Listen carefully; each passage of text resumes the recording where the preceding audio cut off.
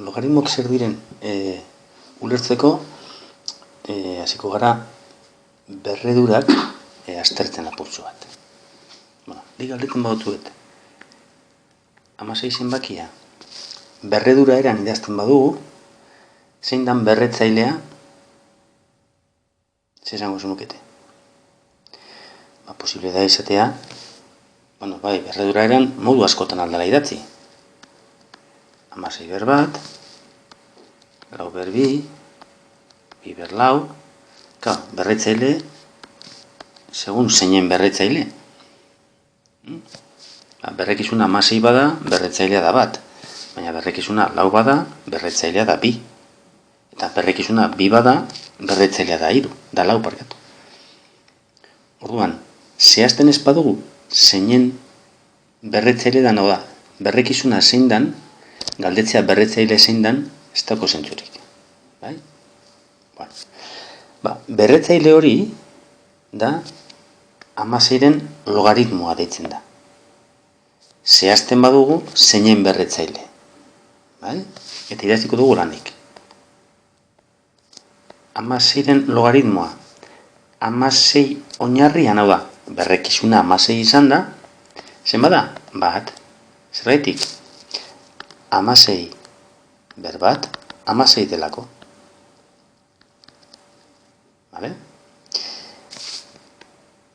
Logaritmoa 16-rena lau oinarrian, hau da, lauaren berretzailea zein da 16 emoteko? 2. Zergaitik? 4 ber 2, 16 delako. Logaritmo bi oinarrian 16 zen bada? 4, hau da, bi berzen bat egin behar dugu 16 emoteko? Ber 4. Zaitxik, 2 ber 4, 16 delako. Hau da, logaritmoaren definizioa.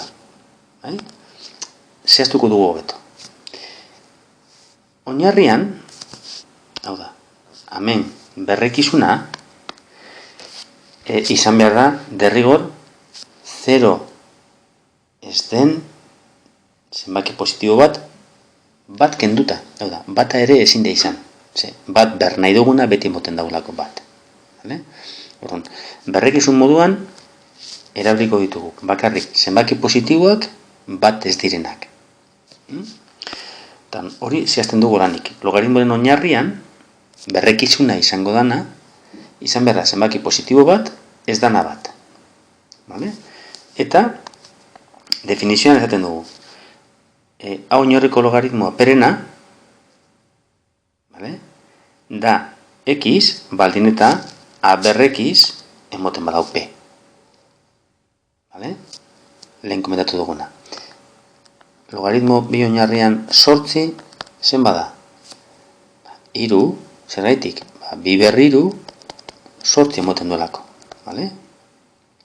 Beraz, logaritmo den aurrean gaudenean, beti aldu imagina, oinarria ber emaitza emoten duela logaritmoaren barruan dagoena. Log hori ez da zenbaki bat, ez dauko zentzurik bera bakarrik. Log hori zeozereaz jun behar dau, lotuta.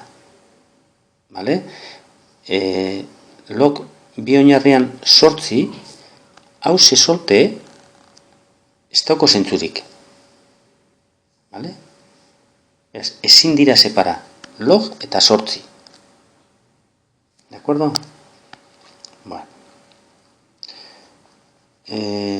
Propietate aplikatuz, definizio aplikatuz, logaritmo 25 oinarrian 5, zen bada? 25 berzen bat egin behar dugu 5 emoteko.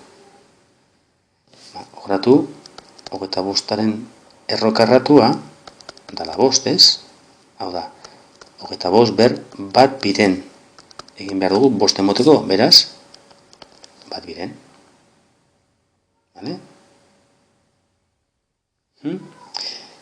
Zer gertatzen da? Berrekizuna positibo izan da, oinarria positibo eta bat ez den zenbaki bat izan da. Beraz, hemen berrekizuna izango dana, ber nahi dugunea, beti emongo dau zenbaki positibo bat. Beraz, zenbaki 0 eta zenbaki negatiboek ez dauke logaritmorik, ez dago definituta horrekin. Vale? Beraz, peren balioa, logaritmo barruan agertuko dan zenbakiaren balioa, izan behar da derrigor positibo desberdin 0. Vale? Bueno. Hori definizioen altetik. Orain, kontutan izan da, berredurak direla, edo berredurak daudela atzetik, eta logaritmoa dala galdetzea zein dan oinarraren berretzailea, eta berretzailaren balioa da logaritmoa, zenbakiaren logaritmoa, hori kontutan izan da, agertzen dira logaritmoen propietateak. Bueno. Liburuan agertzen dira 8. Bai? Batzuk, lehenengo hirurak nahiko logikoak, nahi dut esan. Bi zenbaki desberdina badira, euren logaritmoak ere desberdina dira, oinarri berekoak, logikoa da. Ze, oinarri bereko logaritmoak bardinak izango baziren, hori izango zen, imagina, adibide bat. Logaritmo bi oinarrian 8 eta logaritmo bi oinarrian 6 bardinak izango baziren, o posible izango bazan bardinak izatia, imagina, 3, bi berriru izan beharko zan 8, eta bi berriru izan beharko zan 6, eta hoi zinezkoa da, ze bi berriru bario barraka bakarra dauko. Vale? Beraz, zenbaki desberdinek dauke logaritmo desberdina. Bai? Eta zuri bakarrik, gero handiagoa bada zenbakia, gero handiagoa izango da bai bere logaritmoa. Vale? Hori, bat baino handiago izan da. Bueno. Bigarren propietatea. Oinarrenen logaritmoa bat da, hau da. Logaritmoa a oinarrian arena da bat. Zehatxik. Berzen bat egin behar dugua, emoteko, bat, ez? Logaritmo, bost oinarrian bost zenbakia berzen bat egin behar dugu, bost emoteko, bat. Vale? Bueno, hau garaz. Hirugarrena. Bataren logaritmoa 0 dala, edo zein oinarrian. Bueno, konprobatuko dugu. Logaritmoa. 3 oinarrian ez bat, zen bada. 3 berzen bat egin behar dugu. Ber 0, ez? Edo zein zenbaki ber 0, bat da. Kontutan izan da, edo zein zenbaki ber 0, bat dala, zeingo genuke? Deduzidu, amengo zenbakia edo zein izan da, bere logaritmoa, bataren logaritmoa beti izango dala 0. Vale? Bueno. Eta ontsa azten garaia, propietate batzuk, gero, ariketetan, erabili behar izango duguna. Lehenengoa, biderketa baten logaritmoa. Gogoratu hemen, hemen aipatuko ditugun propietatetan, eragiketa, hasierako eragiketa, logaritmo baten barruan dago.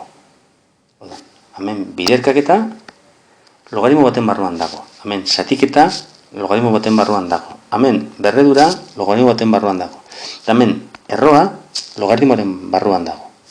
Vale? Batzutan gero naztengo, jendia naztitzen da. Adibidez. Logaritmo bi oinarrean, lau bider 8, bada, logaritmo bi oinarrean lau, gehi, logaritmo bi oinarrean 8. Bueno, nire log hauek batzutan, bueno. Lau bider 8, 32 da, ez? Eta da, bi ber bost. Beraz, logaritmoa, bost. Vale? Lau da bi ber bi. Beraz, hemengo logaritmoa, bi. Eta 8 da bi ber iru. Beraz, hemengo logaritmoa, iru. Egia da. Biderkauraren logaritmoa, bost, dala logaritmoen batuketa. 2 gehiru bost. Vale? Logaritmoak bidertzen, logaritmoa oinarrian A bider, logaritmo A oinarrian B, hause ez da agertzen propietate batean. Biderkadura egon behar da logaritmo barruan. Kontuzunekin, batzutan liatutzen dira. Gauza biak. Zatiketa bat, bardin, baina, segertatzen da, kasu honetan, zatiketa denez, kenketa egin behar dugu. Vale? Logaritmoa, bi oinarrian, 8 zati lau, da, logaritmo bi oinarrian 8, ken logaritmo bi oinarrian lau parkatu. Nahiko desastri datita,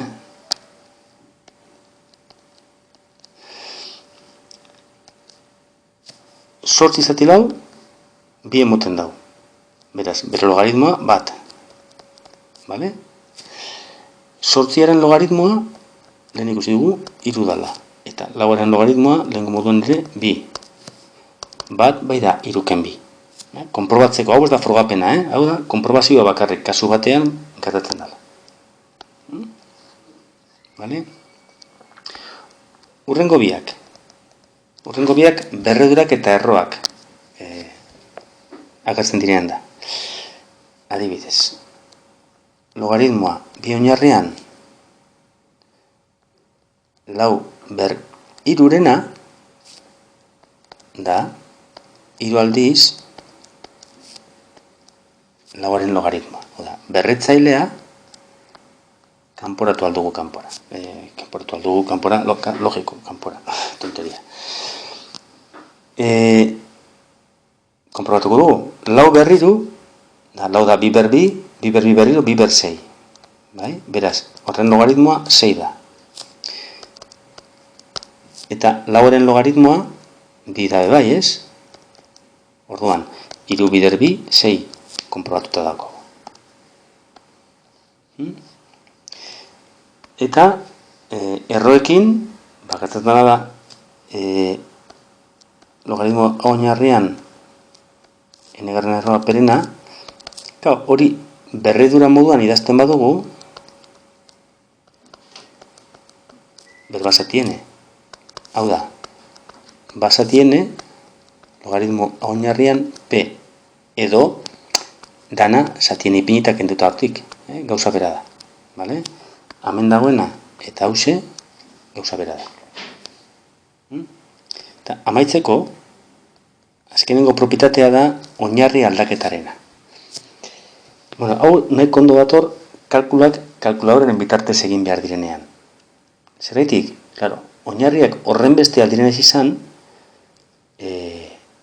logaritmoa kalkuladorak ez ditu egiten edo zein logaritmo. Kalkuladorak, lehengo kalkuladorak behintzat, logaritmo martarrak, oda, 10 oinarrikuak, edo logaritmo nepertarrak. Nepertarrak dira, nahiko bereziak, zeda, zenbakia izan da oinarria. Zenbakia da piren moduko zenbaki bat, definizio berezi bat daukona, zenbaki irrazional bat da, oda, ezin da nahi datzi zatikieran, eta, bueno, sarri agertzen denez, letra baten bitartez adierazten da, piren antzekoa. Bueno, logaritmo martarrak eta logaritmo nepertarrak deitzen dira eren oinarrikoak, vale? Logaritmo iruñarrian 7, ez dakigu zen badan, kalkuladoraz ere ez du jakingo egiten, baina logaritmo martarrak bai aldugu ez egin, orduan zer dugu egin. Amartarrak direnean, oinarria ez da idazten. Zeran, errokarratuetan hemen berretzailea ez dela idazten, bidanean ez delako idazten, bona, amardanean, logaritmotan, oinarria amardanean, ez da idazten oinarria. Zaten dugu, log bakarrik edatzen denean, bakigu, logaritmo amartarra dela.